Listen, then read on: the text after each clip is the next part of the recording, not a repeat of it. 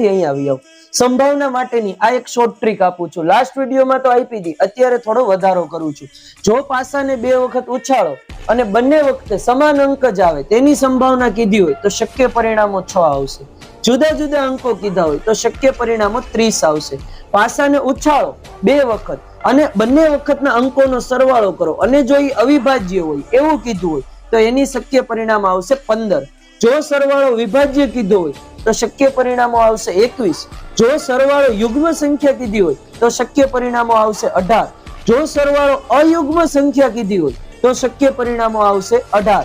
ગુણાકાર કીધો હોય કે 2 વખત ઉછાળો અને બંને વખતના અંકનો ગુણાકાર કરો, એની પાછી યુગ્મ સંખ્યા આવે તો એની શક્ય પરિણામ આવશે 27. ગુણાકાર અયુગ્મ કીધો હોય તો 9 આવશે. અને એક પણ વખત ઉપરના પૃષ્ઠ ઉપર 5 અંક ન મળે એવું કીધું હોય તો શક્ય પરિણામો 25 આવશે. અને એવું કીધું હોય કે ઓછામાં ઓછું એક વખત 5 મળે તો શક્ય પરિણામો 11 આવશે.